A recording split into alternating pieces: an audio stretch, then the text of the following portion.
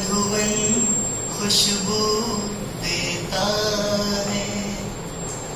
सूरज न बन पाए तो बन के दीपक जलता चल। सूरज न बन पाए तो बन के दीपक जलता चल। फूल मिले या अंगारे, सच की राहों पे चलता चल। सच की जब उन्हें कलकत्ता विश्वविद्यालय में एक पद ग्रहण करने का निमंत्रण मिला। हालांकि बीएचयूमेंट का समय विश्वविद्यालय और भारतीय दर्शन के शैक्षणिक अध्ययन दोनों पर एक गहरा प्रभाव छोड़ के गया है। मैं आपके सामने प्रस्तुत करना चाहता हूँ, कौन है गुरु। जीवन की कठिनाई में एक सफल राहत है गुरु। रात के अंधेरों में चमकदार सितारे हैं गुरु। सवेरे को सूरज की पहली किरण है गुरु। गुरु बिना नहीं हम कुछ भी, ज्ञान का सागर है गुरु। कभी दोस्त बनकर, कभी अभिभावक बनकर ज्ञान का दीपक जलाते हैं गुरु। सत्य की राह पर चलना सिखाते हैं गुरु। जीवन के संघर्ष से लड़ना सिखाते हैं गुरु। गुरु है तो मुमकिन है, गुरु है तो ज्ञान है, गुरु है तो हमारी शान है, गुरु है तो हमारी पहचान है। गुरु गोविंद दोनों खड़े, काके लागू पाओ। गुरु हरि बलियारी अपनी खोज दियो बताए। मैं स्वीकार हो, नमस्कार श्री गुरुवर तुमको मेरा बारंबार हो। श्रद्धा रूपी भेंट हमारी, मंगलमय स्वीकार हो। नमस्कार श्री गुरुवर तुम कण कण में बसे हुए हो। तुम में जगत समाया है। तुम कण कण में बसे हुए हो। तुम में जगत समाया है। तिनका हो चाहे पर्वत। हमको लोग टीचर बताया करते थे, इसी डिपार्टमेंट में हमें एक टीचर पढ़ाया करते थे। वो बताते थे कि हम पीएचडी करने के लिए यहाँ से बाहर गए। वहाँ जब बाहर गए तो वहाँ क्लासेस चला करती थी, और क्लासेस चलने के बाद वहाँ प्रॉब्लम दे दी जाती थी। तो जब प्रॉब्लम दे दी जाती थी तो उनको लगता था कि ये तो बहुत टिपिकल प्रॉब्लम है, हमसे सॉल्व नहीं हो रहा है, और 2-4 दिन तक वो परेशान रहते थे, सॉल्व नहीं होती। उनको लगता था कि बस मुझे ही नहीं आ रहा, बाकी लोगों को आ रहा है। लेकिन उन्होंने फिर सर्च करना शुरू किया। सभी के रूम में जा करके वहाँ पे अलग अलग देशों से लोग थे, यूरोपियन भी थे, कनाडियन भी थे, अमेरिकन भी थे, कई जगह चाइनीज भी थे, बहुत सारे लोग थे, डिफरेंट कंट्रीज में। लेकिन उन्होंने जब पूरा सर्च किया तो पता लगा कि ये किसी से सॉल्व नहीं हुआ। तो उन्होंने कहा था मैंने धैर्य नहीं छोड़ा, मैं लगा। लगने से क्या हुआ, धीरे धीरे धीरे वो चीजें सॉल्व होती गई, और वो जी ऊंचाइयों को प्राप्त करना चाहते थे, उन्होंने किया। तो कहने का बस एक ही मतलब है, वो ऑलरेडी आप जानते ही हैं कि अगर कोई भी समस्या आपके पास है तो आप उससे घबराइए नहीं, उससे निरंतर लड़ते रहिए, तो आपको सफलता निश्चित प्राप्त होगी। बस वो आपके धैर्य की परीक्षा लेते हैं। ठीक है, बस इसी शब्द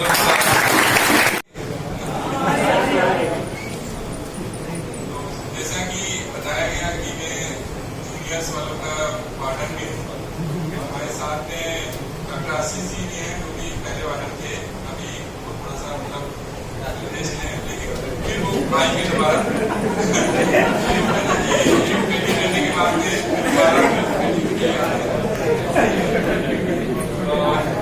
नहीं आपकी छात्रावास में गतिविधियाँ या आपकी छात्रावास की जो भी छोटी मोटी परेशानियाँ हैं, उसके लिए मैं आपके साथ रहूँगा।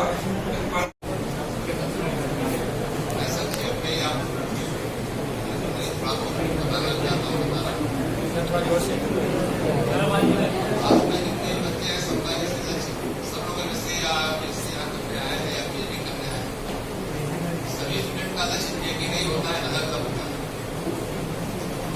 हम लोग को सबसे पहले स्व मूल्यांकन अपना करना चाहिए। और साथ में लक्ष्य में सफल होते हैं, कुछ असफल होते हैं, तो सबसे पहले स्व मूल्यांकन करना चाहिए अपना, और फिर लक्ष्य निर्धारित करना चाहिए। उसके बाद बहुत ही पॉजिटिविटी से अपना लक्ष्य की तरफ बढ़ना चाहिए। और उसके बाद और यहाँ पे हमारे बैठे हुए हैं, उनको भी शिक्षण कर समाज का जो पिलर है वो दो ही ऊपर चलता है, शिक्षक और संस्था। दोनों पिलर में कोई कमजोर हुआ तो वो समाज नहीं चल सकता है। तो आप ये समझिए कि आप पिलर नहीं, पिलर आप नहीं है, पिलर ये नहीं है। कोई भी पिलर अगर कमजोर होगा तो उसका गिरफ्तार होता है। तो इसलिए आप अपने पिलर के अनुसार, अपनी सामर्थ्य के अनुसार अपना योगदान देते रहिए, है ना। और जो भी अपनी तरफ से कोशिश करके उसमें सहयोग करते हैं। बहुत लंबा मैसेज करके क्योंकि वरिष्ठ लोगों को आना है।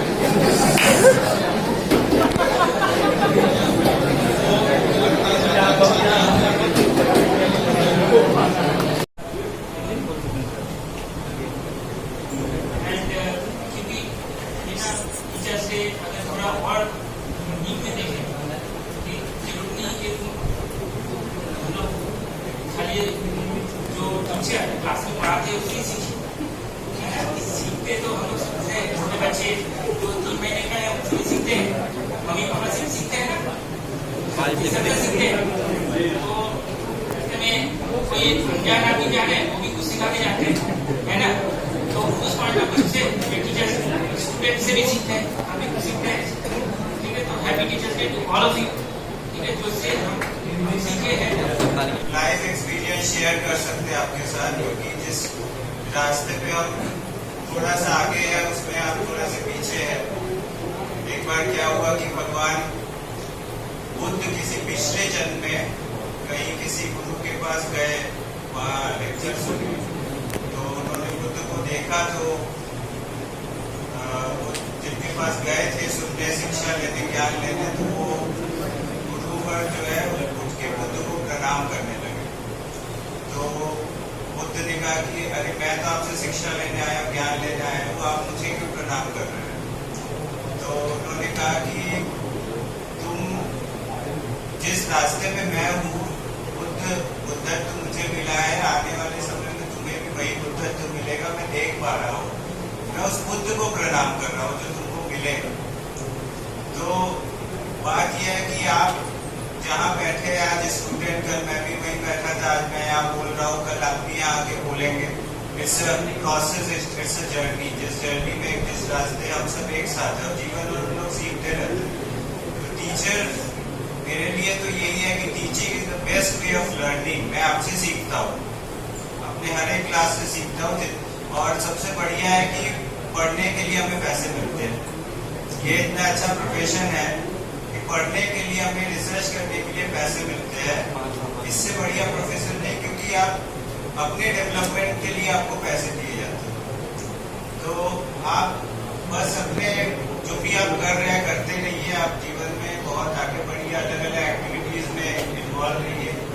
जैसे वेलबींग से चलता है, उसमें तमाम तरह की एक्टिविटीज होती है, उसमें आप इन्वॉल्व रहिए, तरह तरह से काम करते रहिए। और अध्यापक ऐसा एक विद्यार्थी होता है। हम लोग अध्यापक के रूप में रोज क्लास में नई नई चीजें सीखते हैं, आप लोगों से सीखते हैं।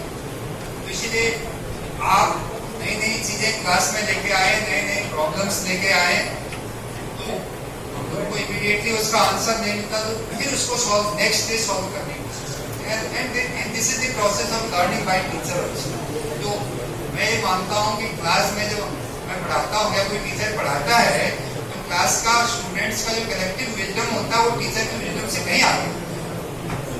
And in that process that collective wisdom is a learning exercise for teachers. और अध्यापक, आज आशीष जी ने एक बात कही, तो मुझे भी अपने अध्यापक जो हमारे टीचर थे, मैं बनारस हिंदू यूनिवर्सिटी से ही पढ़ा हूँ, यही से PhD तक मैंने पढ़ाई की है।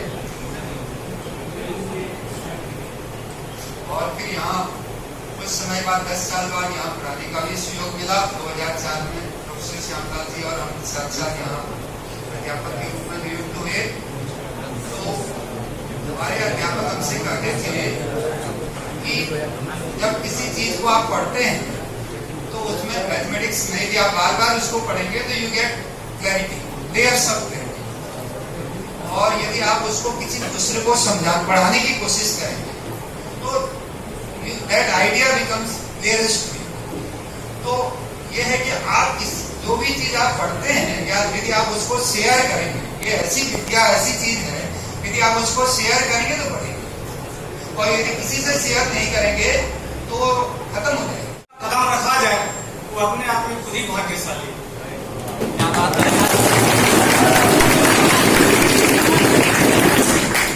बनारस की धरती में काशी विश्वविद्यालय का अगर कोई स्टूडेंट हो जाए तो अपने आप में भाग्यशाली है।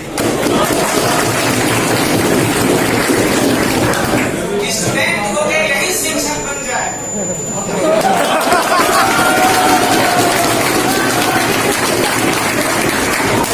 वो भी भाग्यशाली है, और शिक्षक बन जाए यहाँ पर तो भी भाग्यशाली।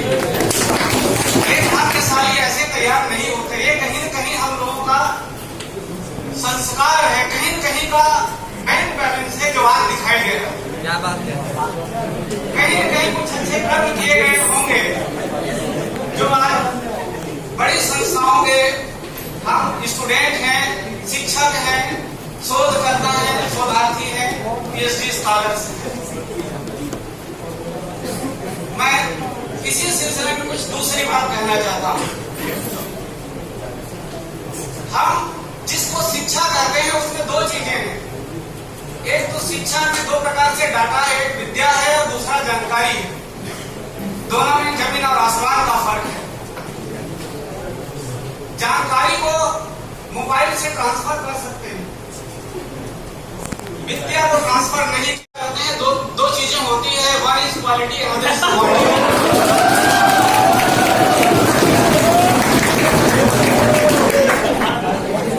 हम केवल क्वांटिफाई, केवल क्वालिटी पर चर्चा करते हैं कि नहीं ये हो रहा है, बढ़ रहे हैं। Only reading is not sufficient, we have to quantify. Reading के लिए कंटिन्यूटी जरूरी है। हम निरंतरता बनाए, अपना नोट्स बनाए, खुद का नोट्स बनाए, औरों का नोट्स पढ़ें।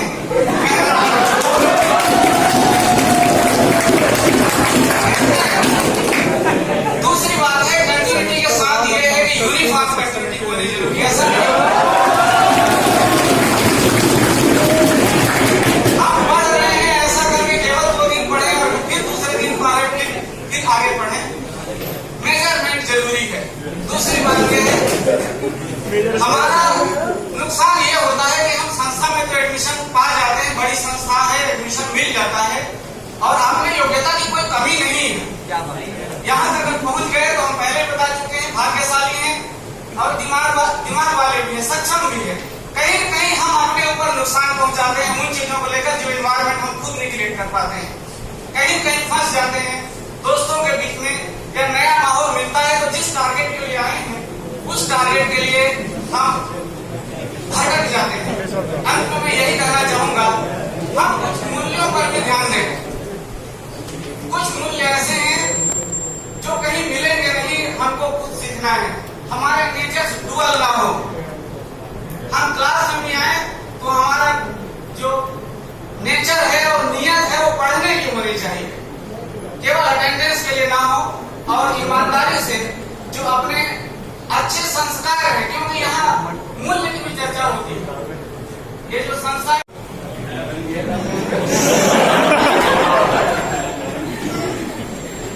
ऐसे माहौल में मैं सोचता हूँ कि माहौल को और गंभीर न बनाना है। थोड़ी यहाँ से हल्की फुल्की बातें आपसे कर लिया था, और ऐसे ओकेजन पर या किसी भी ऐसे ओकेजन पर या और कभी किसी ओकेजन पर जब मैं खड़ा होता हूँ बनारस यूनिवर्सिटी में, तो मेरे सामने सबसे बड़ी समस्या खड़ी हो जाती है कि मैं अपने को एज ए स्टूडेंट यहाँ पर बोलूँ कि एज ए यहाँ पर प्रोफेसर या फैकल्टी मेंबर कर बोलूँ। क्योंकि जब भी मैं किसी इस तरह के फंक्शन में उपस्थित होता हूँ, मुझे अपने दिन याद आते हैं। मैं जुलाई 79 में 77 में इंटर पास करके इस बनारस यूनिवर्सिटी में BSc में मैं ज्वाइन किया था और मुझे याद है कि 27 अगस्त 1985 को PhD कंप्लीट करके थोड़ा जमा करके मैं चला गया था। तो वो दिन मुझे पूरे बड़े अच्छी तरह से याद है। और आज शिक्षक दिवस है, इसलिए मैं शिक्षक के बारे में आपको बताना चाहूँगा। अपने जीवन से कुछ रिलेटेड चीज मैं बताना चाहता हूँ। सारांश में कर सकता हूँ, उसको डिटेल में भी कर सकता हूँ कि जो कुछ भी मैं यहाँ पर खड़ा हूँ केवल और केवल शिक्षकों का ही मेरे पर कंट्रीब्यूशन है। क्योंकि मैं बताऊँ, मुझे यह कहने में कोई संदेह नहीं है कि मैं ऐसे गांव का रहने वाला हूँ या ऐसे गांव में रहकर भी मैंने शिक्षा प्राप्त किया है जहाँ पर मुझे कोई बताने वाला नहीं था कि यदि आपने क्लास 5 पास कर लिया तो क्लास 6, 7 थे मिडिल स्कूल कहा जाता था। मिडिल स्कूल में आपको कहाँ एडमिशन लेना है। जब क्लास 5 में एडमिशन जब मैं रिजल्ट निकला, मेरे सबसे ज़्यादा नंबर आए, उसमें बातें नहीं करना चाहता। तो मेरे टीचर ही बताए कि आप रहीपुर मिडिल स्कूल है उसमें जाकर एडमिशन ले लो और वहाँ एडमिशन लेने के बाद ही वहाँ से जब वहाँ से मैंने मिडिल पास कर लिया तो मेरे टीचर ही बताए कि PN कॉलेज है जो इंस्पायर है, इंस्पायर की बात है, वहाँ पर गवर्नमेंट इंटर कॉलेज है, आप वहाँ से इंटर कर लो। जब मैं वहाँ पर इंटर पास किया, पास करने के बाद मेरे सबसे ज़्यादा नंबर आए तो मेरे ही टीचर इसमें दुनिया में नहीं है। कौन सा मुझे मैथमेटिक्स पढ़ाया करते थे, उन्होंने कहा हमको बुलाने के बाद कहे तुम्हारी क्या इच्छा है। मैं मन की बात बता रहा। उससे जब मेरे गुरु ने पूछा तो हमने कहा कि सर इंटर के बाद मुझे क्या करना है मुझे नहीं मालूम, लेकिन मुझे ऐसी शिक्षा दीजिए, ऐसा रास्ता दीजिए कि मैं उसी सब्जेक्ट को पढ़ूँ जिससे मेरी सर्विस जल्दी हो जाए। क्योंकि उस जमाने में रहता था कि जिसे आप पढ़ लिए हैं, लिख लिए हैं, कितना ही अच्छा कर दिए हो, लेकिन यदि आपको सर्विस नहीं मिले तो सब बेकार है। उस समय आज से 40-45 साल 50 साल यही झगड़ा हुआ करते थे। तो मैं बता रहा हूँ कि मैं एक हमारे प्रोफेसर मिले, मेरे उधर उसके बेटे मेरे साथ पढ़ते थे, तो मुझसे कहे कि PMS ले लो। PMS हमें इसका मैंने नाम भी नहीं सुना था क्योंकि हमारे जमाने में क्लास 9 क्लास 11 में स्टडीज नहीं हुआ करती थी। एक दूसरे हमारे गाँव साहब ने कहा कि नहीं तो PMC low, PMC the best company से। हमने कहा सर क्यों कहते कहेंगे यदि इंटर कॉलेज में तो कहाँ सोचते थे बनारस यूनिवर्सिटी में यहाँ खड़ा होकर के प्रोफेसर बनूंगा या कुछ तो बाद में बात बताऊंगा। तब उन्होंने कहा समय आवाज जा रही है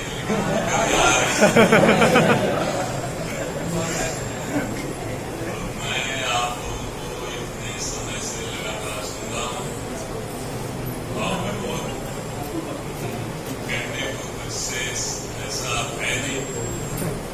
अगर इसको इस तरह से कहा जाए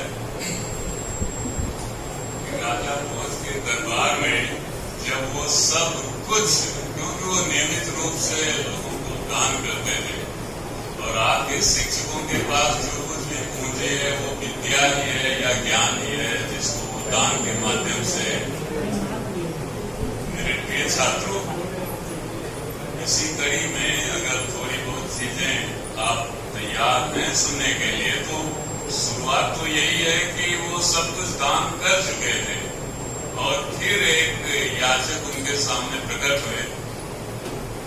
फिर राजा भोज के पास तो कुछ था नहीं, देने के लिए कुछ था नहीं, पर याचक ने जो भी अच्छे शब्द उनके लिए कहे कि आप तो इस तरह से शोभायमान हो रहे हैं जिस तरह से कि सारा बादल बरस जाने के बाद नीला आसमान शोभित होता है। हे राजन, आपकी शोभा तो द्विगुणित हो गई है और बहुत अच्छी लग रही। इतना प्रशंसा सुनने के बाद, इतनी प्रशंसा सुनने के बाद कोई भी सेंसिटिव इंसान अब क्या कहेगा। और उनके मुंह से एक ही चीज निकली, व्रजत व्रजत प्राणा, हे मेरे प्राणों तुम अब निकल क्यों नहीं जाते इस कठोर स्थिति में। अब लेकिन यहाँ ऐसी स्थिति नहीं है, मैं केवल ये कहना चाह रहा हूँ सारा तो बादल बरस चुका कुछ ऐसा शेष नहीं है, पर फिर भी मैं कुछ कहता हूँ क्योंकि ये हमारी परंपरा है। भगवान कृष्ण को, मैं कोई भगवान नहीं हूँ, केवल बता रहा हूँ, उन्होंने गीता में हम लोग को यही उपदेश दिया कि मेरे लिए करने के लिए कुछ भी शेष नहीं है, फिर भी मैं कर्म में ही बरतता हूँ। मैं कर्म में तो मैं करता हूँ, इसलिए आप भी करें। तो आपके जो ये शिक्षक हैं, यहाँ पर हैं, जो रहे हैं, एक लंबी परंपरा रही है, वो अपने आप में एक मनस्वी, एक तेजस्वी, एक ऋषि परंपरा के ध्वजवाहक हैं, जिन्होंने उस परंपरा को कायम रखा है और ज्ञान और विद्या की ज्योति को जलाए रखा है।